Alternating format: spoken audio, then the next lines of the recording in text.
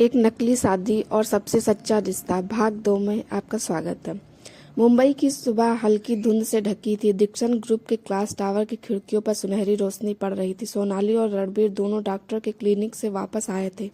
Ultrasound की monotone beep और doctor की बातें अब भी सोनाली के कानों में गूंज रही थी। सब ठीक है, बच्चा बिल्कुल स्वस्थ है, लेकिन आपको स्ट्रेस कम रखना होगा मिसेस सिंघानिया। यह सुनकर सोनाली का दिल हल्का हुआ, लेकिन रणबीर का चेहरा और भी सख्त हो गया था। शायद वह अभी भी इस नई जिम्मेदारी को पूरी तरह स्वीकार नहीं कर पाया था।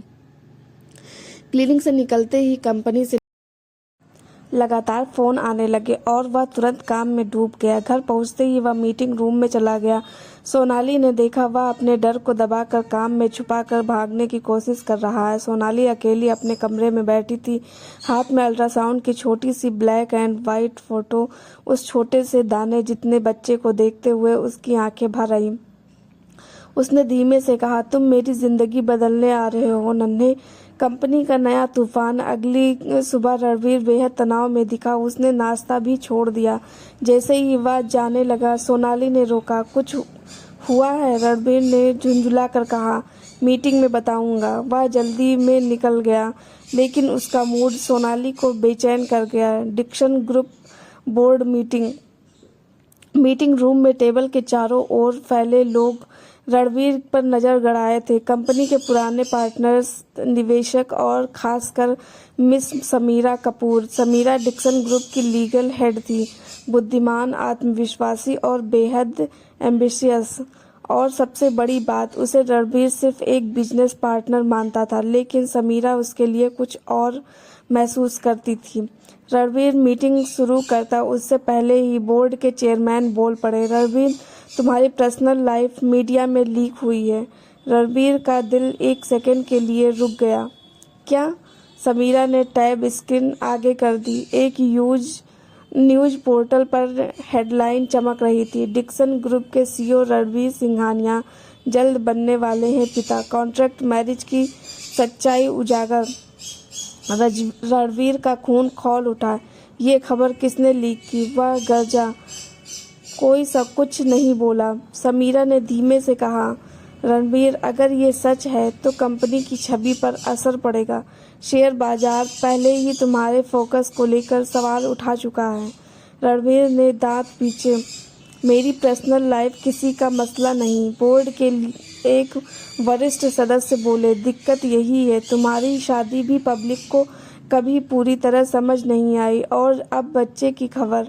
दूसरा बोला, हम चाहते हैं कि तुम मीडिया के लिए स्टेटमेंट दो, सब क्लियर करो। सबसे अच्छा तो ये होगा कि तुम ये स्वीकार करो कि ये खबर गलत है। रणबीर ने तुरंत कहा, ये खबर गलत नहीं है। सब चौंक गए। समीरा की आंखें फैल गई। रणबीर, तुम सच में पिता बनने वाले हो?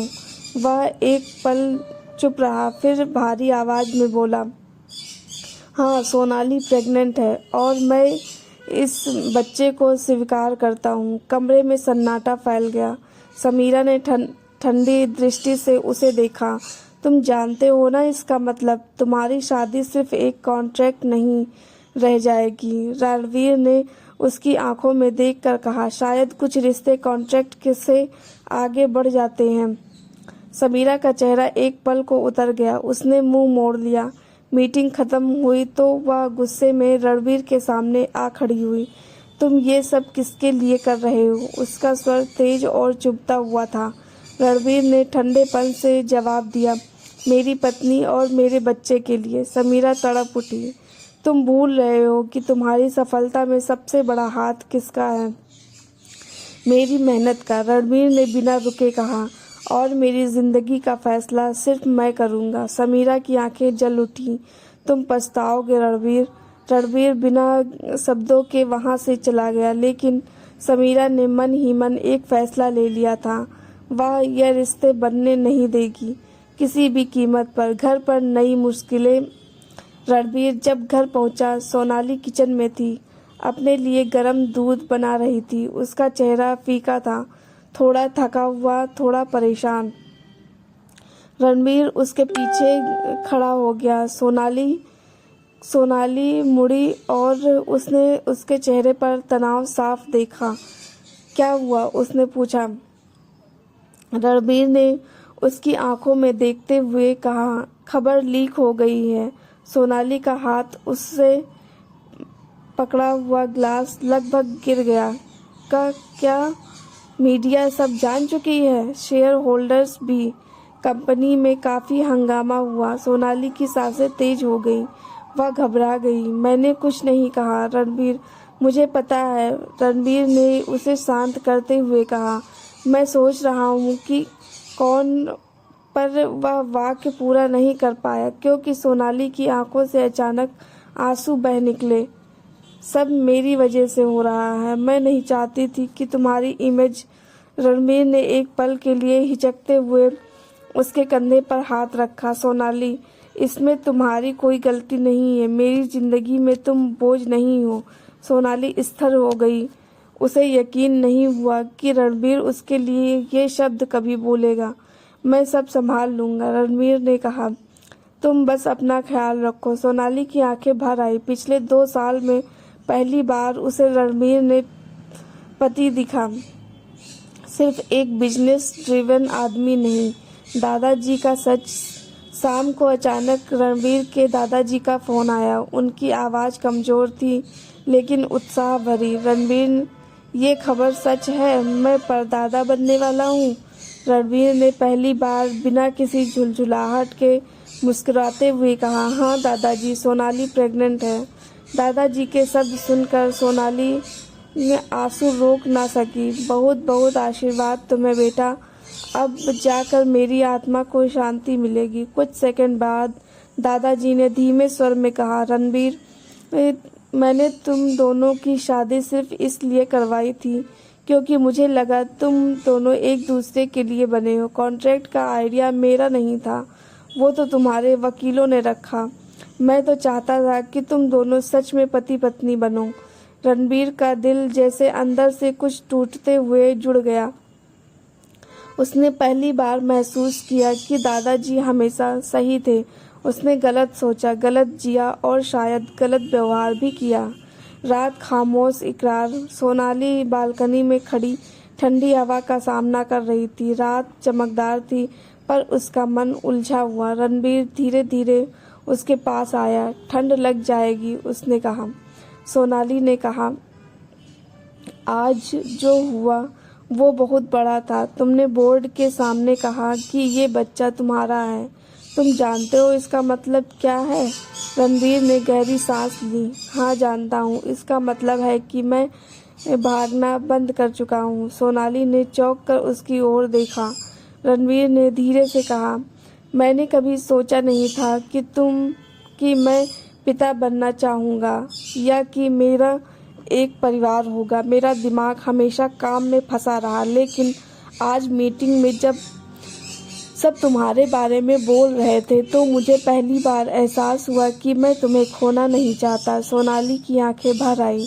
तो तुम्हें डर नहीं लग रहा? रणबीर ने थोड़ा मुस्कुरा कर कहा, बहुत लग रहा है, लेकिन मैं कोशिश कर रहा हूँ, शायद पहली बार किसी चीज़ के लिए।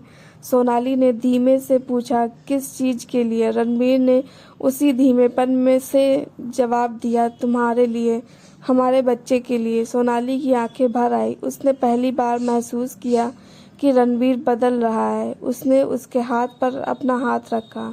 हम दोनों मिलकर सीखेंगे रणबीर। मैं भी परफेक्ट नहीं हूँ लेकिन मैं कोशिश करूँगी। रणबीर हल्की आवाज़ में बोला, बस इतना काफ़ी है। दोनों बालकनी की रेलिंग पर झुककर एक लंबा पल चुप रहे।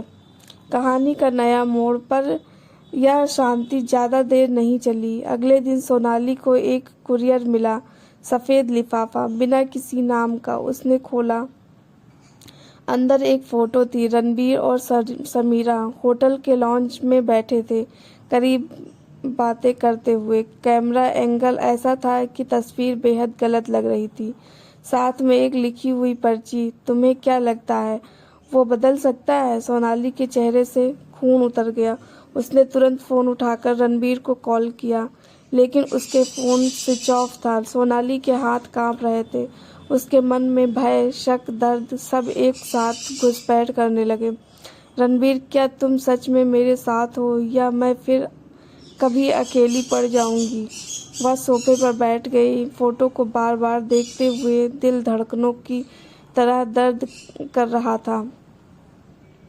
बाहर शाम की हवा तेज हो रही थी, अंदर सोनाली के जीवन में एक नया तूफान आने वाला था। दोस्तों, आगे की कहानी तीसरे भाग में आपको मिलेगी, तो हमारे इस कहानी से जुड़े रहिएगा। कहानी में आगे क्या होता है इसको जानने के लिए। धन्यवाद।